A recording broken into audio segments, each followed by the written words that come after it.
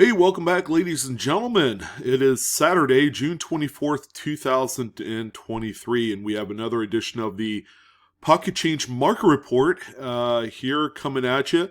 Everybody's favorite, what's these coins doing on the open market type video.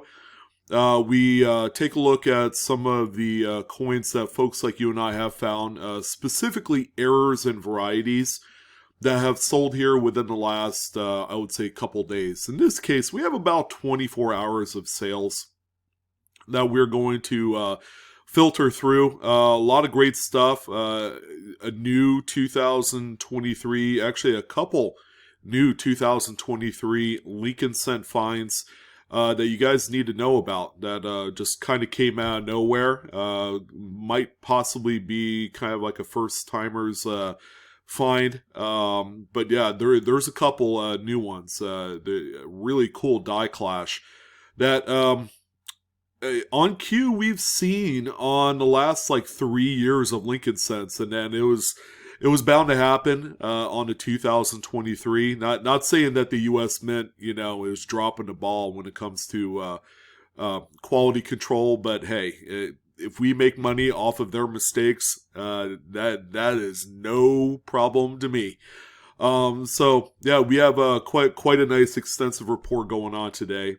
So thank you guys for tuning in. I know you guys, a lot of you, as you're heading out on your Saturday, you're gearing up for looking for some content to go through. Whether that's going to the bank, picking up rolls, or heading over to coin shows. We know we got the Long Beach coin show, which is a big one every year that's happening. And of course, we're going to be at the Tulsa, Oklahoma coin show and content creators meet and greet, which will be next weekend. Yours truly, of course, will be there, along with the live coin Q&A panel. So if you're in the neighborhood, would love to see you guys. It's going to be held at the Cox Business Center in Northeast Tulsa. And it's going to be a multi-day event. Myself included, we are going to be there a full day on Friday and Saturday. So I believe that's the June 30th and July 1st. So we'll be doing a live stream all day on both days, along with some other great stuff. And Friday, we are going to do another Whatnot coin auction, another benefit one for Always Unique Jen. The one that we held last night was pretty good. But yeah, she definitely needs a little bit more. So we're going to do everything we can to help out. So there's going to be an act 2 to this whole thing. And it's going to be some really nice stuff coming up here. So a few little ground rules before we jump into the coins for the day.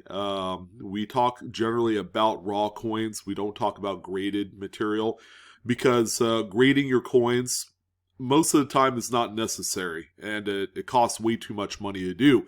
So if you're doing this as kind of like a side hustle to make extra money every week, don't grade your coins. Just go ahead and sell it as they are. They will sell for the full realized market potential, and you'll do okay. You're going to end up with a lot more profit at the end. And number 2, you're going to see original photos to the listing, to the listings, of course. We didn't change anything to make them better or what have you. You're going to get the best and the worst photography from each of these listings from those sellers. So just wanted to let you guys know that. So let's go ahead and jump right in and see what's been selling here recently. Again, a nice little group of coins, starting out with this 1984 Lincoln Memorial Cent. And this is something that, guys, you have to pay a little bit extra careful, to just really keep an eye out on these, especially here in this area, the base of the bust of Lincoln. This is an area that oftentimes will get overlooked because of how close and tight it is in that area. But yeah, I mean, you're seeing a cut die break right here. So this raised event is what we're focusing on. You're going to have the corresponding weakness on the reverse as well in that same area. So when you flip the coin over as a traditional coin turn, like up and down, that's why you have that weakness up here and not here, because we're flipping the coin up north-south. But this event is caused when there's a premature die failure just through wear and tear. A piece of the die had cracked and fractured, and the piece eventually falls out if not taken care of immediately. And when it does that, there's going to be an empty cavity in that die. In this case, it's the hammer die, which is the obverse. So when it strikes up the coins, all the metal flows that go into that empty cavity, it's the path of least resistance, so to speak. And that's going to create a raised event right there on that part of the coin. This one right here, again, cuds are king. Don't need to go into too much detail as to why. These are just hot errors right now. This one sold for $34.95. The next one that we have here is going to be more of a case, is a mint error actually beneficial to an older classic coin?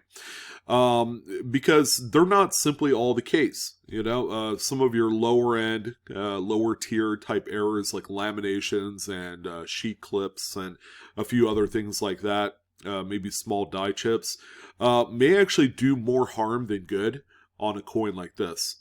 It's actually 1854. Sorry about that. I almost said 1900 here. But we haven't seen these in over 170 years. 1854 braided hair large set.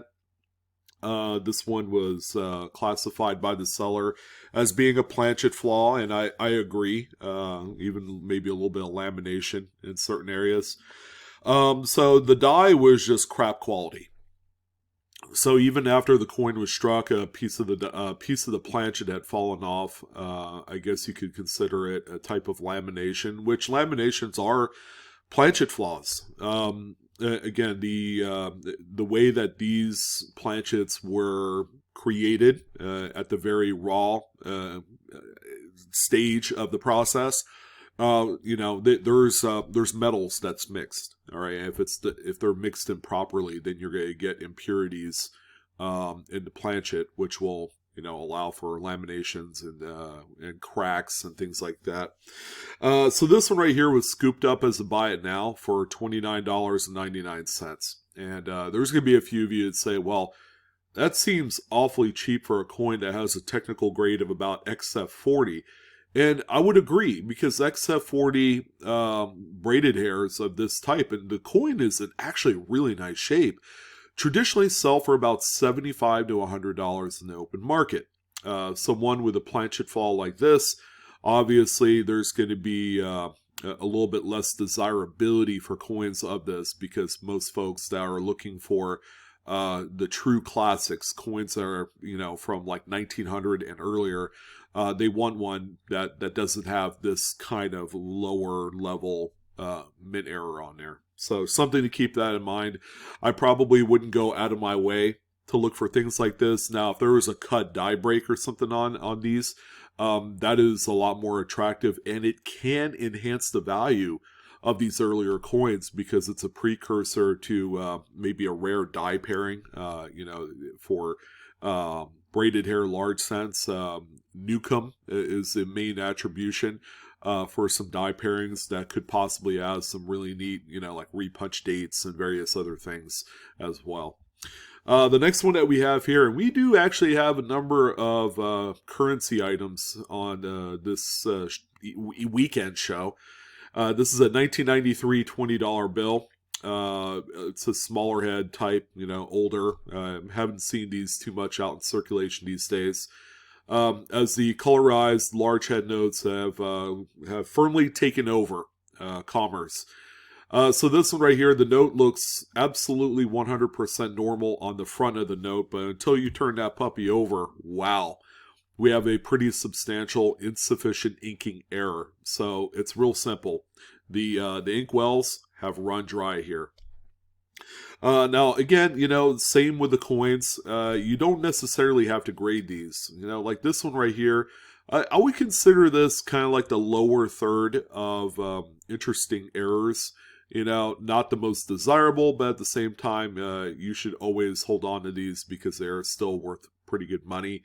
This one sold for $169.99. So there, that's really good. If it were graded, it'd probably sell for maybe $200, somewhere around there. One of my favorite varieties, of course, if you guys are not looking at every single 1972 Philadelphia struck Lincolns, I don't know what you're doing. You're in the hobby for the wrong reasons if you're not looking through every single 72. Because in case you've been living under a rock, there is 9 or 10 really nice Cherry Picker's Guide double to dies to look for. Like this one right here is the FS 103. A very beautiful, stunning double to die. Strongest in the motto. Liberty is showing some really nice doubling as well. There's full Liberty, so the first few letters of Liberty is quite nice. And the date as well. You can see a little bit of that doubling on the date. Most notable on the 9 and the 2. So this one right here sold for $72. How appropriate. A 72 for 72. Now, I had covered one of these on my last PCMR, 1955 Lincoln Wheatson. It's actually from the same seller, and he or she has a few of these.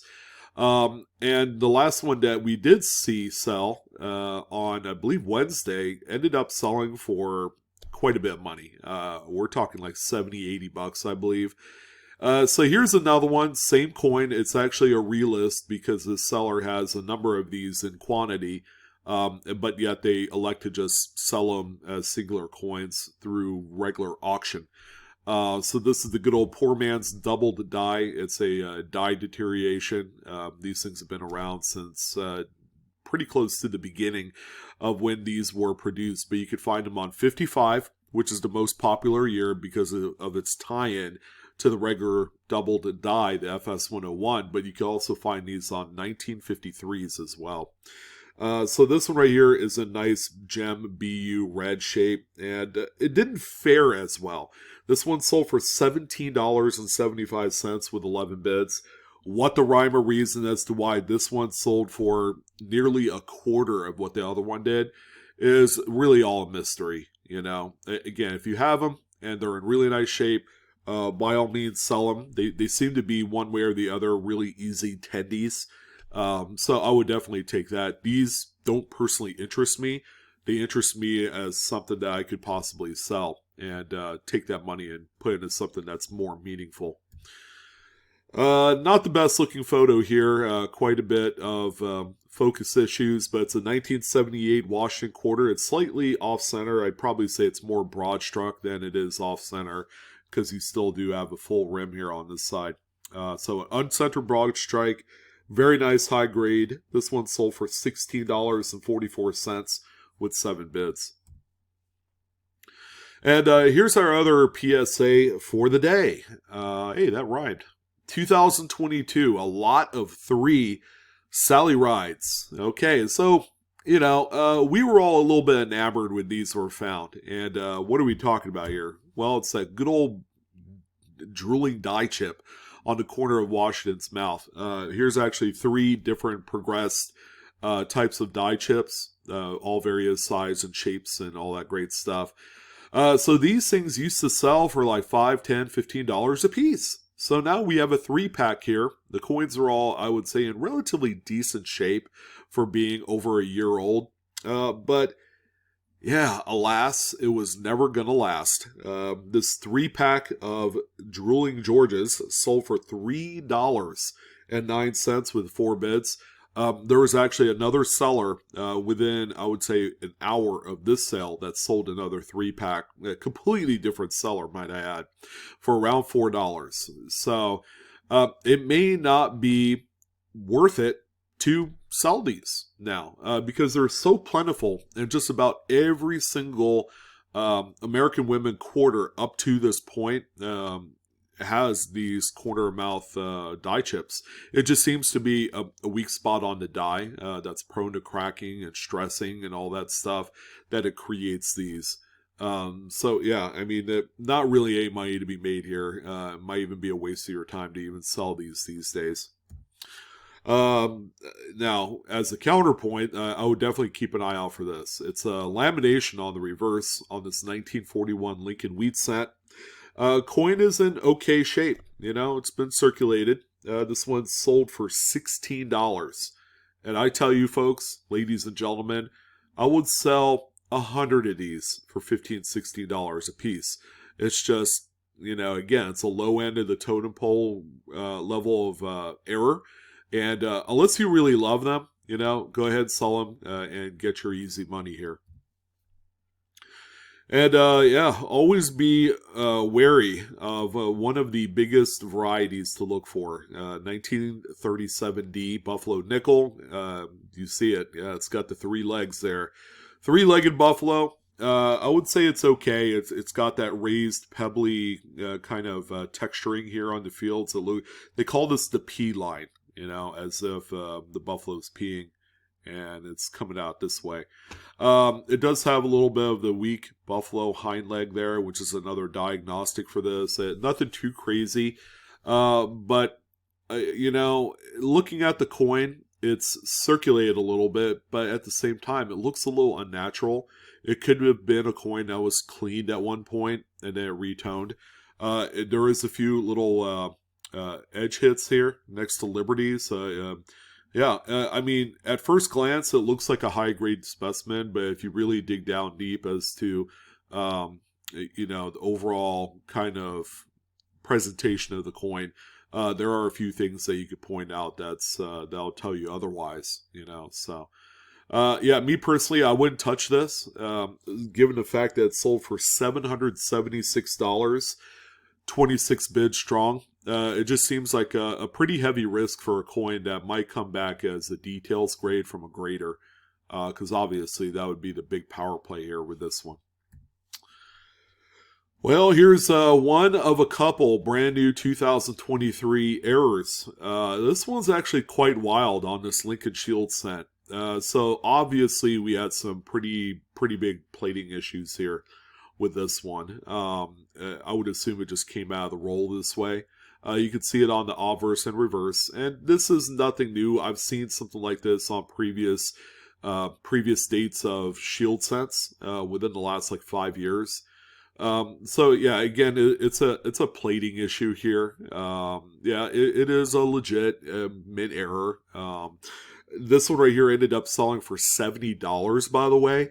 So, the more of these that do come out of the woodwork, again, the mint is constantly producing new 2023 Lincoln scents pretty much all throughout the year up until about maybe November, and then they kind of throttle back on them in anticipation for the next year's mintage.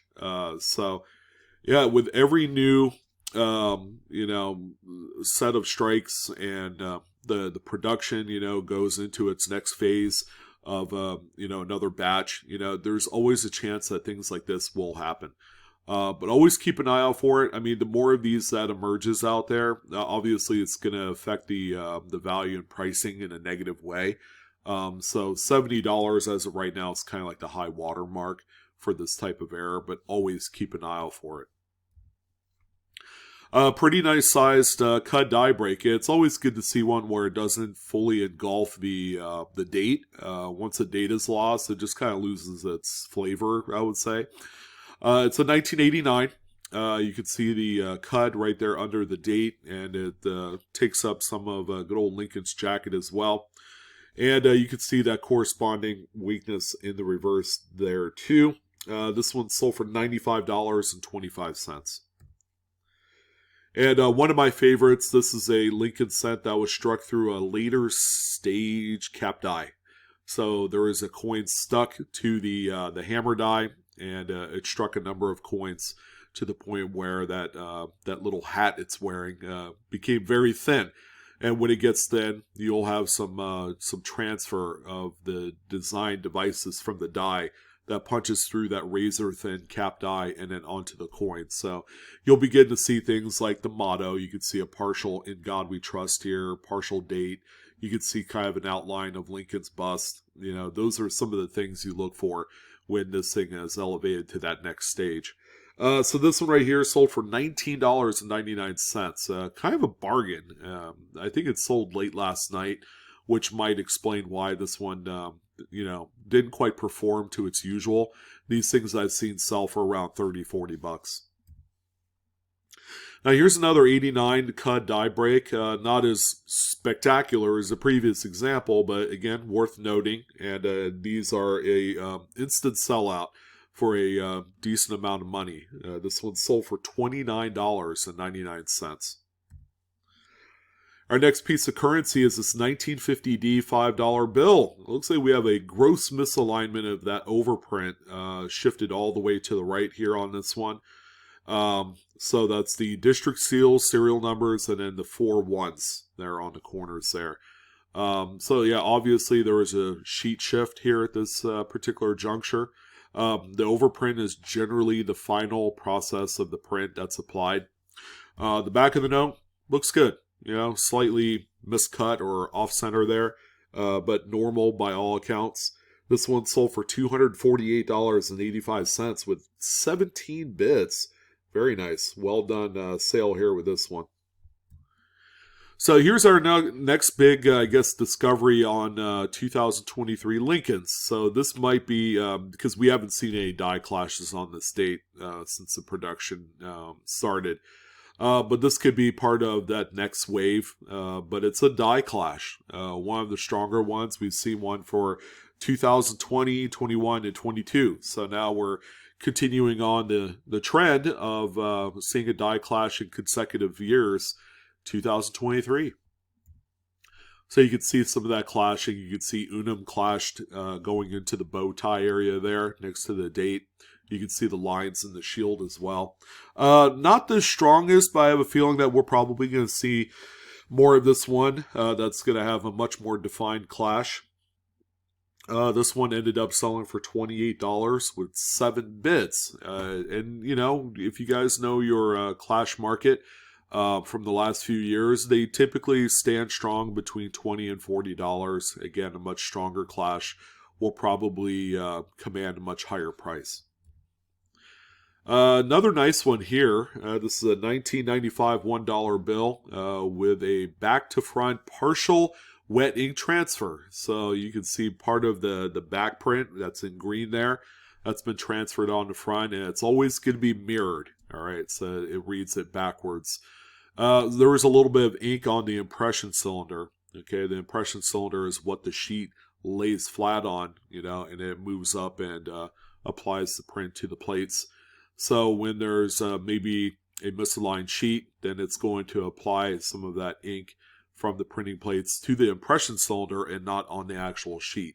Kind of, you know, I kind of like to use the parallel as being kind of like a die clash, only for paper money, which kind of holds true. So, you know, this one right here is sold for $58.88 with 19 bids. Again, this is a partial, a more complete 100% transfer will command more money. There's a little bit of the back there showing a fair amount of circulation wear. And a pretty nice one here. This will fool a lot of folks into thinking that this one is damaged. But it's a pretty significant strike through on the reverse here. Looks to be like a hardened piece of grease with like debris bits in there, metal shavings, dust, dirt, all that great stuff. And then when you combine all that with the oxide grease, it gets really hard. And it stays on the die, and it'll continuously strike other coins, and this is going to be your end product right here. Now, how can you tell of a strike through compared to one that is damage? Well, it's real simple. If this coin would have taken that kind of hit on the reverse, you would definitely see it translate on the front as well. The coin might be slightly bent. You'll see the front area that corresponds to that strike through maybe become a little bit indented, you know, like a push through. So you could definitely tell. This coin is right as rain, and very beautiful. This one right here is sold for $24.99. Again, better than nothing. Way better than the 5-cent face value, even though it is a 1939. And we do have a couple double struck coins, both different in a way as far as characteristics. So we have a 1990D Roosevelt dime. The secondary strike is approximately 85% off center, and it shows the uniface on the reverse.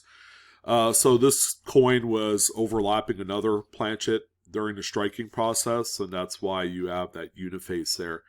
But yeah, there was a matching other coin that would connect to this one. It might have been lost forever. Maybe a mint employee caught it and pulled it out for destruction. But yeah, this is really cool. These things were traditionally found in mint bags, back then, the ones that were distributed from the Fed Reserve. So this one right here, ladies and gentlemen, sold for $39.99.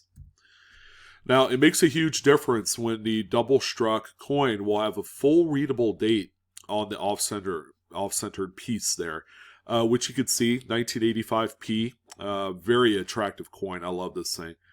So that, even with that secondary date that's on the off-center part of the coin, that elevates this one to a much higher price value. This one sold for $62 with 4 bids. Here's our next piece of currency. This one looks a little bit familiar to us. It's the first generation of the new designed big head $100 bill. I remember it like it was yesterday. And they're all dated 1996. So the front of this note looks normal. Nothing too crazy here. But again, they did suffer from the same issue as what we saw from that note from earlier in the show with that insufficient ink. So these are out there. You can find them. Oftentimes a BEP employee will miss this type of thing, during the quality QC process.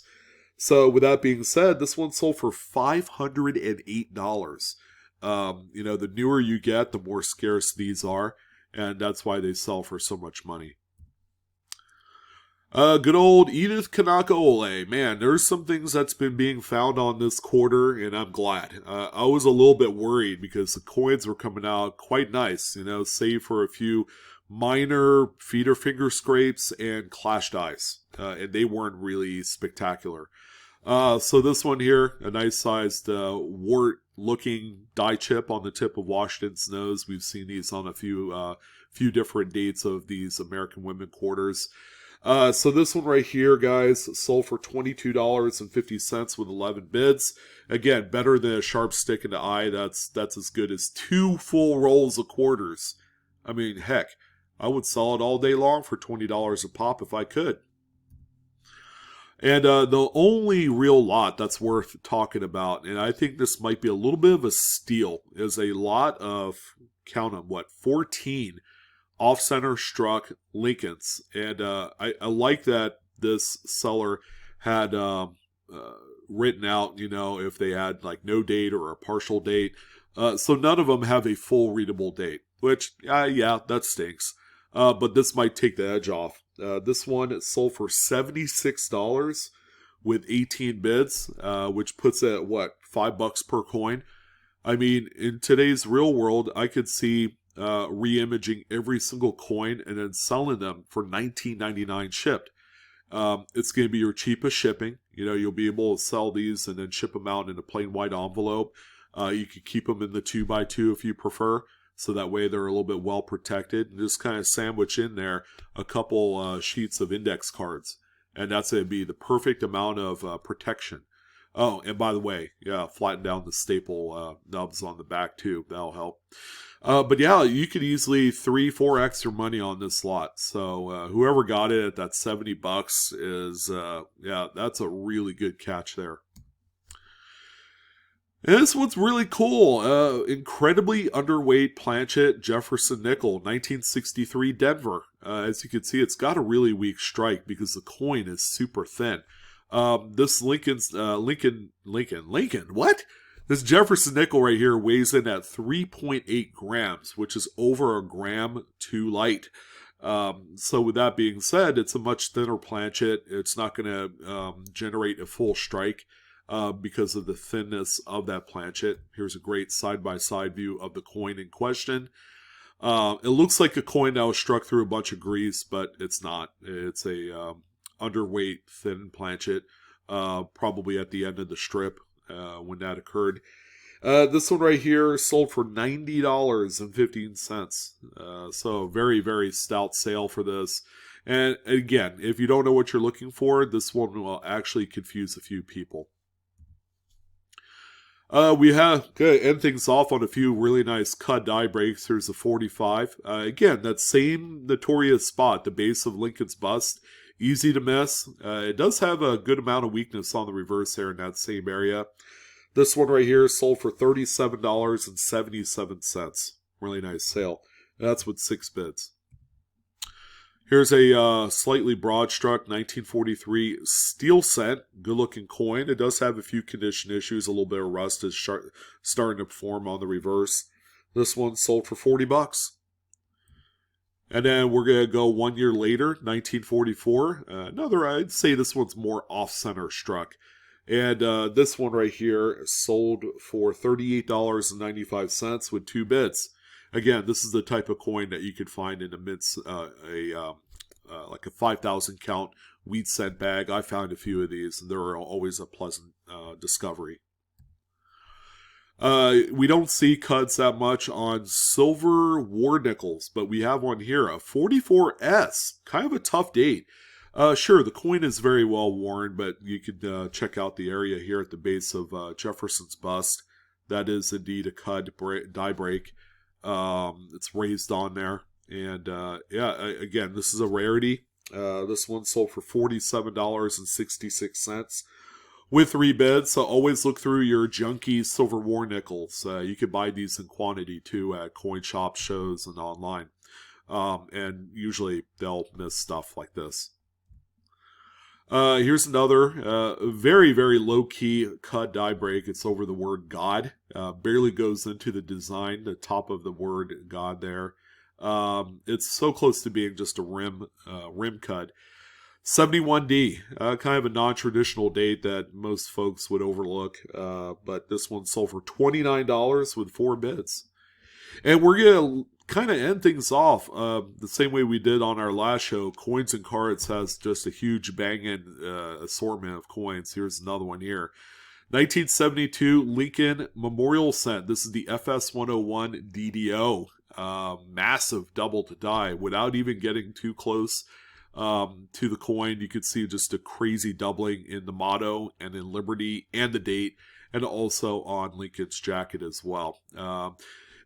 Coins and Cards generally sells like brown and red brown examples. This is one of the few instances where a full red example came to the marketplace, and because of that, it ended up selling for a staggering sum of $897.99 with 28 bids. Again, you could grade a coin like this, but why? You know, they're still going to sell for a lot of money without it. So save your money and just go ahead and turn it over, you know, onto eBay and make a grip of cash. So yeah, that was a good way to end things off on the PCMR for the week. Hopefully you guys enjoyed it and it gave you a little inspiration to go out there and start pounding some of those bank rolls and coin shops and shows and all that great stuff. I'm your host, Sean, with Blue Ridge Silverhound. Thank you again. Don't forget to like, share, and subscribe to my video and channel if you haven't done so already. Come check me out on good old TikTok as well. We're posting videos on there daily, too, at Blue Ridge Silverhound. But I am out of here. I'm going to go do some hunting as well, and hope to see you guys soon. Take care, and happy hunting.